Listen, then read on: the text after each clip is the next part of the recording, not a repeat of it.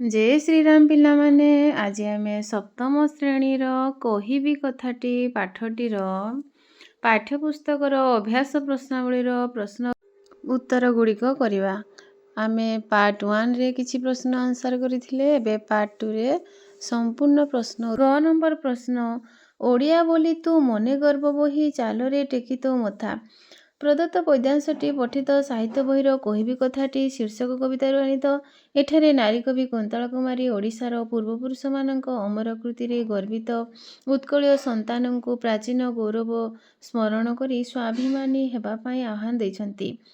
उत्कलर अतीत थिला गौरवमय। उत्कल संतान भूली जाइछि ता पूर्वपुरुषंक अक्षय कीर्तिराजी।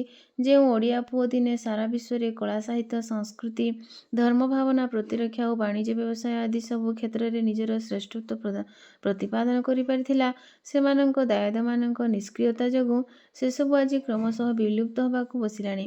ଏହି ଉତ୍କଳ ଭୂଇଁରେ ଖାରବେଳ ପୁରୁଷୋତ୍ତମ ଦେବ, ଅନଙ୍ଗ ଭୀମଦେବ ଏବଂ ଯଯାତି କେଶରୀ ପରି ରାଜା ମହାରାଜାମାନେ ପ୍ରସିଦ୍ଧ ଯୋଦ୍ଧା ଭାବେ ରଣଭୂମିରେ ଅପରିସୀମ ବୀରତ୍ୱର ପରାକାଷ୍ଠା ଦେଖାଇଥିଲେ।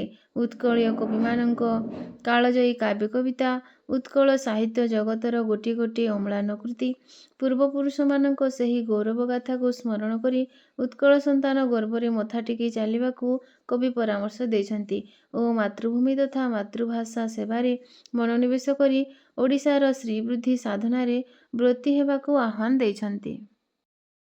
ନମ୍ବର 4 ଦେଖ ପିଲାମାନେ, ଦିଆଯାଇଥିବା ଶବ୍ଦ ଗୁଡ଼ିକର ଅର୍ଥ ଲେଖ। କୂଳ, କୂଳ କହିଲେ ବଂଶ। କରେ ହର୍ଷକାର କୂଳ କହିଲେ ବଂଶ। କରେ ଦୀର୍ଘକାର କୂଳ କହିଲେ ତଟ। ଗୁଣି, ଗୁଣି କହିଲେ ଗରେ ହର୍ଷକାର ଣରେ ହର୍ଷକାର ଗୁଣି କହିଲେ ଭାଳି, ବାରମ୍ବାର ସ୍ମରଣ କରିବା ବା ମନେ ପକେଇବା। ଗୁଣି ଦୀର୍ଘଇକାର ଗୁଣି ହେରା ଗୁଣବାନ ସୁଗୁଣର ଅଧିକାରୀ। ସ୍ୱର୍ଗ, ସ୍ୱର୍ଗ କହିଲେ ଅଧ୍ୟାୟ ପରିଚ୍ଛେଦ। ଆଉ ସ୍ୱର୍ଗ କହିଲେ ଦେବତାମାନଙ୍କ ଆବାସସ୍ଥଳୀ ମହାକାଶ। 5 ନମ୍ବର ଦେଖ, ଲିଙ୍ଗ ପରିବର୍ତ୍ତନ କର। ଗୋସିବାପ, ଗୋସିବାପ କହିଲେ ପୁଲିଙ୍ଗ ଆଉ ସ୍ତ୍ରୀଲିଙ୍ଗରେ ହେଉଛି ଗୋସିମା। ଦାଦି, ଦାଦି କହିଲେ କକା ଆଉ ତା ସ୍ତ୍ରୀଲିଙ୍ଗ ହେଉଛି ଖୁଡ଼ି। ପୁରୁଷ, ପୁରୁଷର ସ୍ତ୍ରୀ ବା ନାରୀ। ବୀର, ବୀର ବୀରା। ବୀର ପୁଲିଙ୍ଗ, ବୀରା ସ୍ତ୍ରୀଲିଙ୍ଗ। 6 ନମ୍ବର ପ୍ରଶ୍ନ, କରମ ଶବ୍ଦର ଅନ୍ୟ ରୂପ ଯେପରି କର୍ମ, ସେହିପରି ତଳ ଶବ୍ଦ ଗୁଡ଼ିକର ଅନ୍ୟ ରୂପ ଲେଖ। କିରତି, କିରତି କହିଲେ ତାର କ'ଣ ହେଇଯିବ? କୀର୍ତ୍ତି। ଏଇଟା ହେଉଛି ଆମ ଗଦ୍ୟ ରୂପ, ଏଇଟା ହେଉଛି ଆମ ପଦ୍ୟ, ଏଇଟା ହେଉଛି ଆମ ଗଦ୍ୟ ରୂପ, ଏଇଟା ହେଉଛି ଆମ ପଦ୍ୟ ରୂପ। କୌତୁକ, କୌତୁକର ଗଦ୍ୟ ରୂପ କ'ଣ? କୌତୁକ। ସରଗ, ସରଗ ହେଉଛି ଆମର ପଦ୍ୟ ରୂପ ଆଉ ଗଦ୍ୟ ରୂପ ହେଉଛି ସ୍ୱର୍ଗ। ହରସ, ହର୍ଷ। ନିରିମଳ, ନିର୍ମଳ।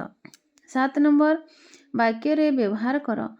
ଭେଲ, ଚେତା, ତେଜ, କୀର୍ତ୍ତି, ମନୋହର। ଭେଲ, ଭଲ କଥାରୁ ଭେଲ କାଢ଼ିବା ତାଙ୍କର ଏକ ଅଭ୍ୟାସ।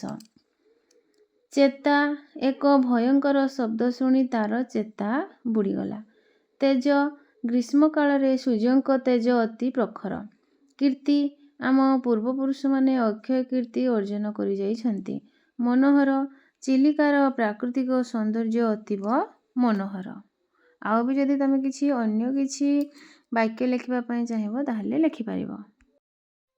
8 ନମ୍ବର ପ୍ରଶ୍ନ, 150ରୁ 200 ଶବ୍ଦ ମଧ୍ୟରେ ଉତ୍ତର ଲେଖ। ପ୍ରାଚୀନ ଓଡ଼ିଶାର କେଉଁ କୀର୍ତ୍ତିରାଜିର କଥା ମା ନିଜ ପୁଅକୁ କହିଛନ୍ତି? ଆନ୍ସାର, ନାରୀ କବି କୁନ୍ତଳା କୁମାରୀ ସାବତଙ୍କ କବିତା କହିବି କଥାଟି ଯେ ଅତ୍ୟନ୍ତ ଅତୀବ ଉତ୍କଳର ଗୌରବାବହ ସଂସ୍କୃତିର ଆଲେଖ୍ୟ, ଏଥିରେ ସନ୍ଦେହ ନାହିଁ। କବି ନିଜକୁ ମା ଭୂମିକାରେ ରଖି ଉତ୍କଳ ସନ୍ତାନଙ୍କୁ ପୂର୍ବପୁରୁଷଙ୍କ ଆଦର୍ଶରେ ଅନୁପ୍ରାଣିତ ହେବାକୁ ଆହ୍ୱାନ ଦେଇଛନ୍ତି। ଏହି ପରିପ୍ରେକ୍ଷୀରେ ଉତ୍କଳୀୟମାନେ ଯେ ଏକଦା ସମଗ୍ର ଦେଶରେ ସବୁ କ୍ଷେତ୍ରରେ ନିଜର ବୈଶିଷ୍ଟ୍ୟ ପ୍ରଦର୍ଶନ କରି ସମ୍ମାନର ଅଧିକାରୀ ହୋଇଥିଲେ, ଏହା ଅନସ୍ୱୀକାର୍ଯ୍ୟ। ଦିନେ ଏହି ଓଡ଼ିଶାର ଶିଳ୍ପୀକୁଳ କଳା କୁଶଳତାରେ ଅପୂର୍ବ ସଫଳତା ଲାଭ କରିଥିଲା। ଓଡ଼ିଶାର କାରୁ କଳା ଶିଳ୍ପୀ ମନ୍ଦିରର ପ୍ରସ୍ତର ଗାତ୍ରରେ ଛୁଞ୍ଚି ମୁନରେ ଯେଉଁ କାଳଜୟୀ କଳା ସୃଷ୍ଟି କରିଯାଇଛି, ତାହା ଅଦ୍ୟାବଧି ଦେଶ ବିଦେଶରେ ପର୍ଯ୍ୟଟକ ଓ ଦର୍ଶକମାନଙ୍କୁ ବିସ୍ମିତ କରୁଛି। ପୁରୀର ଜଗନ୍ନାଥ ମନ୍ଦିର, କୋଣାର୍କର ସୂର୍ଯ୍ୟ ମନ୍ଦିର ଓ ଭୁବନେଶ୍ୱର ଲିଙ୍ଗରାଜ ମନ୍ଦିରରେ ତାହାର ଜ୍ୱଳନ୍ତ ନିଦର୍ଶନ ଦେଖିବାକୁ ମିଳେ। ଭୁବନେଶ୍ୱର ବିନ୍ଦୁସାଗର, ପୁରୀର ନରେନ୍ଦ୍ର ପୁଷ୍କରିଣୀ ଓ କଟକର କାଠଯୋଡ଼ି ପଥର ବନ୍ଧ ଓଡ଼ିଆମାନଙ୍କର ଅକ୍ଷୟ କୀର୍ତ୍ତି। କେବଳ ନିର୍ମାଣ କି କାରିଗରୀ କୌଶଳ ନୁହେଁ, ବୀରତ୍ୱରେ ମଧ୍ୟ ଓଡ଼ିଆ ଜାତିର ସମକକ୍ଷ କେହି ନଥିଲେ। ଐରକ ସମ୍ରାଟ ମହାମେଘ ବାହନ ଖାରବେଳ, କାଞ୍ଚି ବିଜେତା ଗଜପତି ପୁରୁଷୋତ୍ତମ ଦେବ, ପ୍ରସିଦ୍ଧ ଜଗନ୍ନାଥ ମନ୍ଦିରର ନିର୍ମାତା ଅନଙ୍ଗ ଭୀମ ଦେବ ଏବଂ କେଶରୀ ବଂଶର ଶ୍ରେଷ୍ଠ ରାଜା ଯଯାତି କେଶରୀ ଆଦିଙ୍କ ବିକ୍ରମ ଓ ବୀରତ୍ୱ ଇତିହାସ ପୃଷ୍ଠାରେ ସ୍ୱର୍ଣ୍ଣାକ୍ଷରରେ ଲିପିବଦ୍ଧ ହୋଇ ରହିଛି। ଖାରବେଳଙ୍କ ସାମ୍ରାଜ୍ୟ ଥିଲା ଅଗଙ୍ଗା ଗୋଦାବରୀ ବିସ୍ତୃତ। ଉତ୍କଳୀୟ ରାଜାମାନେ କେବଳ ରଣକ୍ଷେତ୍ରରେ ଯେ ସେମାନଙ୍କ ନୈପୁଣ୍ୟ ପ୍ରଦର୍ଶନ କରିଥିଲେ ତାହା ନୁହେଁ, ପ୍ରଜାନରଞ୍ଜନ ପାଇଁ ସେମାନେ ବନ୍ଧ, ଘାଟ ଓ ପୁଷ୍କରିଣୀ ଆଦି ନିର୍ମାଣ କରିଯାଇଥିଲେ। କବି ଓ କଥାକାରମାନଙ୍କୁ ପୃଷ୍ଠପୋଷକତା ପ୍ରଦାନ କରି କାଳଜୟୀ ସାହିତ୍ୟ ସୃଷ୍ଟି ପାଇଁ ପ୍ରୋତ୍ସାହନ ପ୍ରଦାନ କରିଥିଲେ।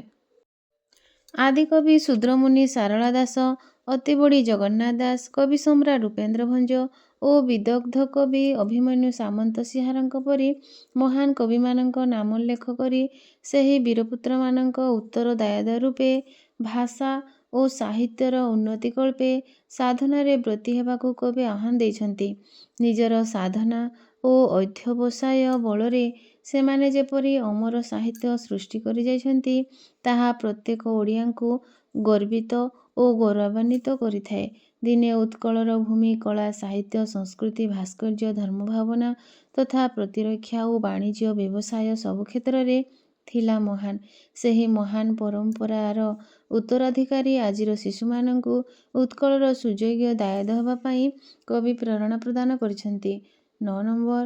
ମା ପୁଅକୁ ଅତୀତ ଉତ୍କଳର ଗୌରବଗାଥା କହିବା ମୂଳରେ କେଉଁ ଉଦ୍ଦେଶ୍ୟ ରହିଛି?